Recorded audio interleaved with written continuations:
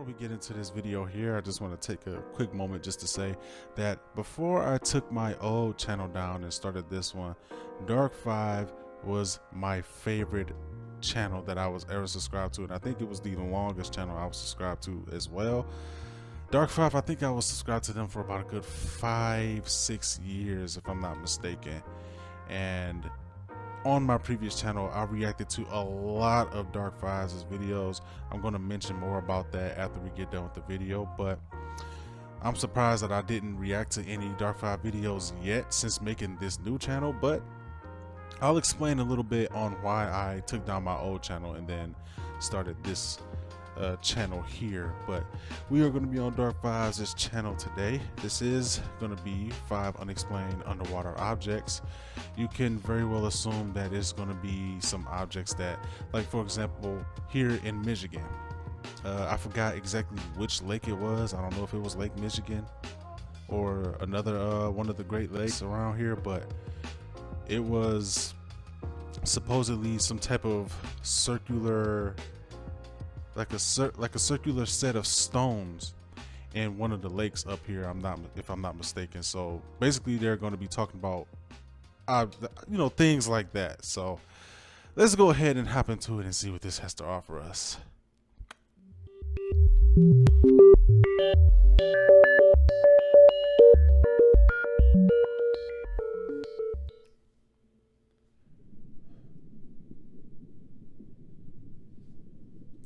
An unidentified shipwreck was discovered in 2001 when ExxonMobil unexpectedly cut through it with an oil pipeline in the Gulf of Mexico. If it weren't for that oil extraction project, it may have gone on undetected indefinitely. Located as deep as 1,300 feet, or 396 meters, the shipwreck site is not easily accessible. The wreck, hidden in the depths for almost 2 centuries, attracted archaeologists from Texas A&M University, which sent robot submarines to inspect the site. The Navy has also contributed a nuclear research submarine to the endeavor. The archaeologists believe the ship, which measures about 65 feet long, was an 1800s wood sailing ship. Yet Texas A&M University researcher Ben A. Phaneuf told the New York Times, quote, "There's bad voodoo out here. Everything that can go wrong has." They've been unable to identify the ship by name. On their third attempt to retrieve items from the wreck, they faced complications with the research submarine's leash, its sonar, and then finally with retrieving a hand-nailed copper sheet from the hull of the wreck using its robot arm. The sheet was torn, without them being able to locate any information on who produced it, before the submarine had to be pulled back up due to the risks attached by the broken sonar. On another attempt, using a Navy research submarine, they lost control of the rover, and its tether was caught in the propellers of the support ship. The rover was destroyed. Then they still used the NR-1 submarine to make sonar maps and record, but its robot arms were too short to retrieve anything from the wreck. On one of the expeditions using the Navy submarine, they were able to locate the stern post where the rudder used to be. It may have had identifying marks, but the submarine's hydraulic system failed when trying to retrieve it. When they went back down, they couldn't locate it again. Weeks later, the National Oceanic and Atmospheric Administration offered to retrieve objects using a research ship from the Sustainable Sea program. When it left the port, debris stuck in a propeller forced it to return. A second attempt saw the propeller lock, which forced them to send the ship to a dry dock for repairs. By then, the time NOAA had allotted to this research project had passed. They came back after working on other missions, only to break their rover's propeller shaft, which almost sunk the ship when it was brought back on board. After repairing it, they sent it back into the water. A few minutes in, the sub had blacked out due to a leak in the electronics system. After all these complications, the research team was in possession of hours upon hours of recorded footage, and only the scrap from the hull's copper sheet, which has no identifying information. The only facts the archaeology team has been able to gather are the location of the shipwreck, that it had 2 masts, and that it was built at some point in the 1800s. The archaeologists from Texas A&M University still hope to make progress on the finding, but so far, the cursed wreck continues to elude scientific conclusions. Oh, so what do y'all think? Do y'all think that they wasn't able to, salvage anything from that wreck because it wasn't actually a cursed ship? I honestly believe so, because that's way too many coincidences that happened that kept them from getting close to that ship. So I feel like that might be the case. mysterious, perfectly round. An underwater field of inexplicable pockmarks lies at the bottom of the sea by the coast of Central California, uncovered in December of 2019. Over 500 square miles, or 1,300 square kilometers of oceanic floor, host around 5,200 pits, which measure 600 feet, or 175 meters in diameter, and 16 feet, or 5 meters in depth. The pockmarks were first identified and cartographed from the surface by the National Oceanic and Atmospheric Administration and the Monterey Bay Aquarium Research Institute using sonars. Researchers began looking at the phenomenon closely when the area was proposed for an offshore wind farm. They were then able to inspect them in high resolution, using M. Barry's autonomous underwater vehicle, NOAA, a diving robot with sonars. This robot went 10 meters underwater, revealing smooth and almost perfectly circular pockmarks. It also revealed that there were micro-depressions, on average each about 36 feet or 11 meters wide and 3 feet or 1 meter deep, among the pockmarks, with steep sides and tail-like trails all pointed in the same direction, suggesting that currents could have played a role, or that something was crawling out of the micro-depressions. There were about 3 micro-depressions for every pockmark, meaning there were about 15,000 of these smaller holes. Some were hosting human trash or ocean debris.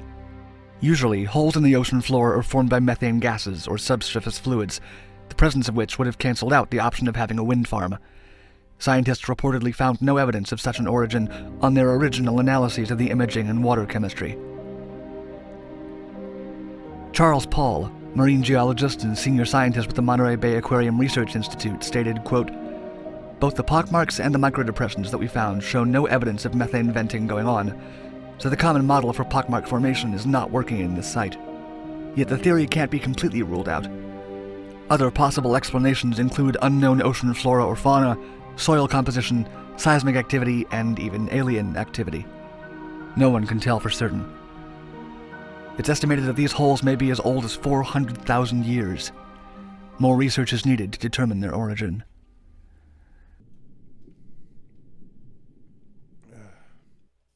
The Rhode Island Metal Star. This is interesting. In August of 2017, a metal object resembling a starfish was found 10 feet away from the shore during a low tide in Rhode Island. At first, the president of the East Beach Association, Peter Brockman, reported fear that it may be a bomb. He told the Westerly Sun, quote, "We wanted to figure out what it is before we go tugging on it." Responding to reports, the police denied that the object wasn't explosive. Theories about what exactly it was ranged from a scientific piece of equipment to an alien structure. Brockman himself reached out to the U.S. Navy, a neighboring wind farm, and the local harbor master to try and uncover what the object was. Nobody claimed ownership. Professors from the University of Rhode Island shared with him that the object may have been part of an acoustic Doppler profiler, a measuring instrument for the speed of underwater currents. After over a month of mystery, 100 people gathered to watch the removal of the metal starfish. Over the course of the 45 minutes it took, the object broke apart, and workers were only able to retrieve a fragmented object that gave away little to no information about its origin. Attempts to reassemble it and analyze it were made, but nothing could be immediately discerned. The object was then reportedly taken to, quote, "a secret place."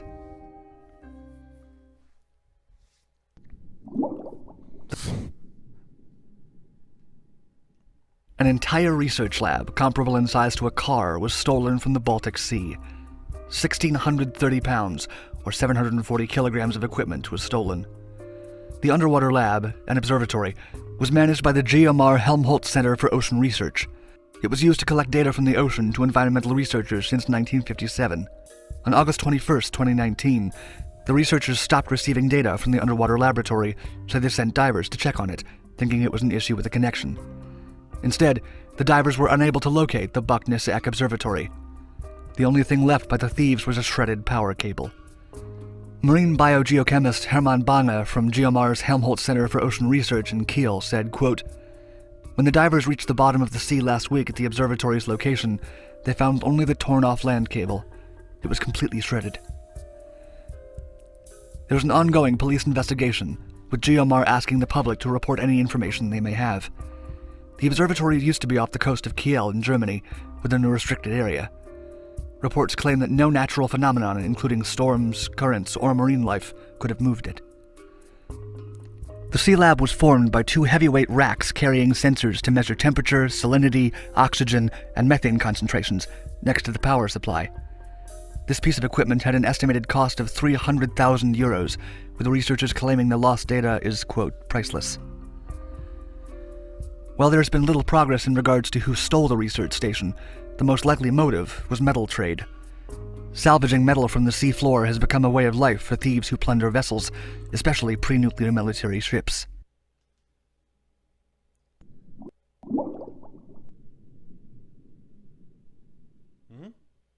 In 2013, archaeologists located several artifacts at the bottom of Lake Titicaca in the area belonging to Bolivia, relics indicative of a pre-colonial religion. The archaeology team found 2 medallions showing a ray-faced deity, metal plaques showing a puma-llama hybrid, remains from sacrificed animals, among those the bones of 3 young llamas and a spondylus shell, and 5 objects made out of shells. This last discovery was meaningful, because the area is 1,200 miles away from the nearest spondylus habitat, signifying that the people of the region were trading with other peoples. Furthermore, the finding of these items, which would have been valuable in their time period, was an indication that the worshippers had demonstrated their devotion to their religion by doing away with these items. Jose M. Capriles, anthropologist from Penn State and co-author of the paper revealing the findings, stated the importance of religion for newly formed societies. Quote, "These deities that people are creating are becoming institutions that govern behavior." The anthropologists and archaeologists now believe that this new unidentified religion played a key role in the expansion of a population denominated Tiwanaku.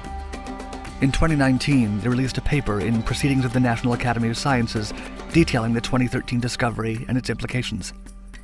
Paul Goldstein, an archaeologist in the Department of Anthropology at UC San Diego, has said, quote, "The Tiwanaku is the greatest Native American empire that many Americans have never heard of.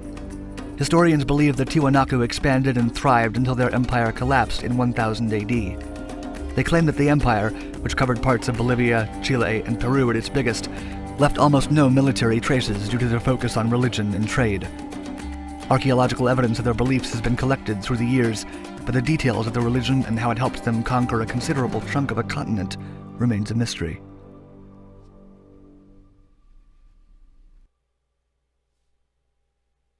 Okay. So, all of these is interesting, but the main thing that stuck out with me was the first one here. There's bad voodoo out here. Come on, man. This is obviously the type of stuff that I'm talking about here. The rest of them were fine. They were just kind of regular stories. I mean, there was like little weird things within those stories that kind of made it, unexplainable or whatnot. I mean, but those are just regular stories compared to this one. This story here, talk about how many failed attempts to reach this shipwreck. Every time they went down there, something happened. Then they had to go fix whatever, then try to come back and something else happened. Dude, that is not a coincidence.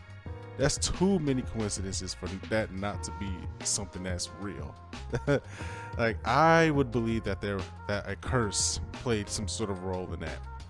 Because it was a video that I reacted to on the other channel, and I think it was talking about like cursed objects. And Little Bastard is a race car, and I'm pretty sure some of you probably heard about it, but Little Bastard is a race car, and every owner who has come into contact with that car died some way. Whether it be they actually owned the car or they had parts from that car, they all died. So that's what I'm saying. Like, that's just too much of a coincidence for that not to be an actual curse. You know what I'm saying? There's some type of like force behind all that that's causing, those type of things to happen. But enough about this video. What I did want to talk about though was my last channel, right?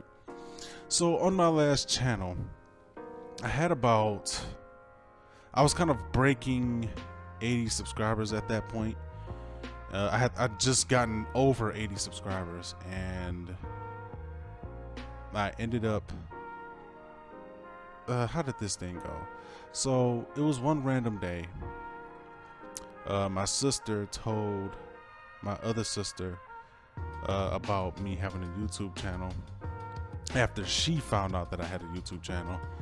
And one of my sisters put a link to my channel and video on Facebook. Now, I didn't have a problem with her doing that, but I just don't like pushing my videos and stuff off on people. I don't like promoting myself and being like, hey, you know, subscribe to my channel, you know, all that type of stuff. No, I don't like that. I like when people genuinely like the stuff that I like, and they so happen to find me and like the videos that I do and subscribe to me, then that's fine. I have no problem doing that. But as far as me pushing my stuff off on people to get them to subscribe, I was never a fan of doing that. So when my sister put it up on Facebook and tried to get her people to follow me on YouTube, I told her to just take it down. No, I didn't tell her. I told my other sister, who told her. I was like, you know, tell her to, you know, take it off of Facebook. But I wasn't mad at her. I just didn't want it on Facebook. So the sister that put it on Facebook hit me back up saying, hey, you know, I think it's immature that you would call her and not tell me to just do it directly.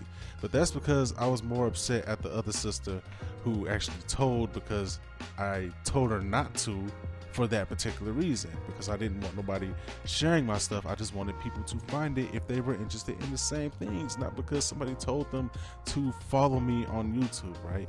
I respect myself. I respect the channel, my channel, more that way than just to have somebody take my stuff and put it out there for like, and telling them to go subscribe just because that's my brother or whatever. But anyway, so she ends up getting mad. She's like, you know what? I'm going to take it down. I mean, paraphrasing. And also delete that picture that you have on your cover photo on Facebook because it has me in it. So she got real dramatic about that. And when she got mad at me just doing that, then I ended up getting pissed off. I'm like, you know what? Cool. So I went ahead and I deleted my Facebook and I took down my YouTube channel. And my YouTube channel also had this exact same name too. But I took it down because I was just mad. I was like, dog, just mad. Like, I did it on a whim. And once I realized, I'm like, man, I shouldn't have deleted that channel. Then that's when I decided to make this one. So the reason why I'm saying all this, and I'm not trying to drag this out for no 30 minutes because I'm almost done, but the reason why I brought up that whole thing about me deleting that other channel and all that was because